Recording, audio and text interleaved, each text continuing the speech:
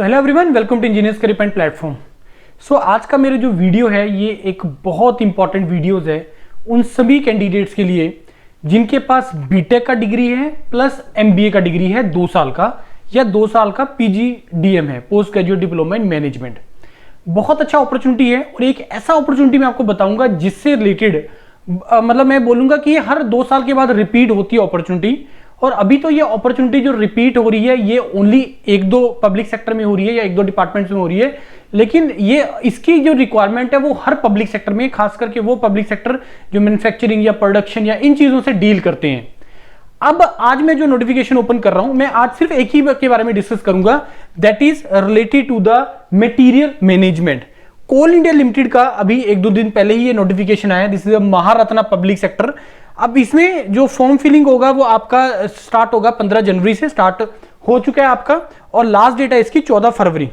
अब इसमें मैं जो डिस्कस करूंगा that is related to the this materials management, engineering degree in electrical और मैकेनिकल। सॉरी, मैं शुरू में रॉन्ग बोला कि not all BTech eligible, electrical और mechanical, engineering degree in electrical और mechanical engineering with 2 years MBA/PG diploma in management with 60% marks.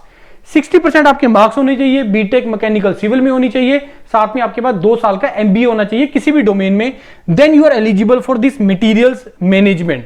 क्योंकि ये जो कॉम्बिनेशन है, ये कॉम्बिनेशन में नॉर्मली जो मैनेजमेंट का कोर्स करते हैं लोग तो वो मैनेजमेंट में बाद में अपनी जॉब्स वगैरह में चले जाते हैं, तो इसमें कंपटीशन कंपैरेटिवली कम होता है क्योंकि और पेपर भी कंपैरेटिवली इजी होता है। पहले मैं आपको बताता हूं, इसकी और डिटेल्स की तरफ जाते हैं कि इसमें कितना वैकेंसीज आया है और किस तरीके से आपको इसका पेपर रहेगा, क्या एग्जाम पैटर्न है, उसके बारे में डिस्कस करते हैं। एक और मैं अलग से भी वीडियो बनाऊंगा that will be related to the environment, right.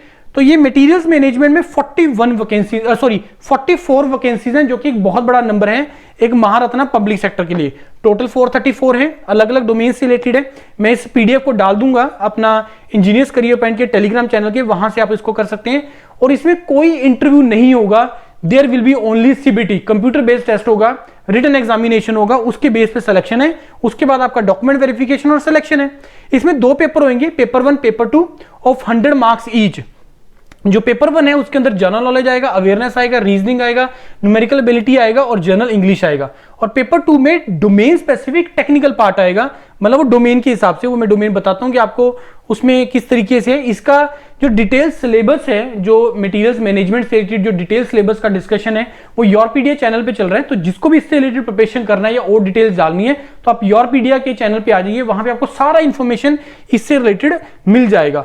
और भी जो इसके अंदर जो अच्छी चीज है that is the upper age limit, that is 30 years age on 30 September 2024।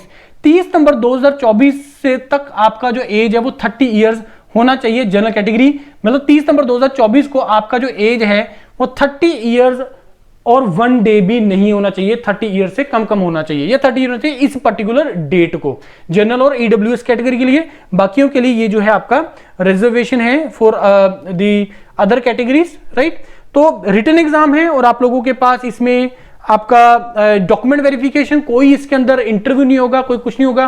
Coal India तो वैसे भी इंटरव्यू नहीं लेता है, वो प्योरली गेट के बेस पे भी सिलेक्शन कर लेते हैं जो टेक्निकल वाली जॉब्स होती हैं।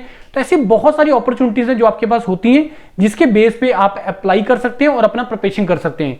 इसके रिलेटेड और इन्फॉर्मेशन अगर आपको चाहिए तो go to the Yourpedia YouTube channel, और वहां पे आप इससे रिलेटेड रिमेनिंग इन्फॉर्मेशन आप ले सकते हैं और प्रिपरेशन कर सकते हैं योरपीडिया टीम के साथ। Thank you.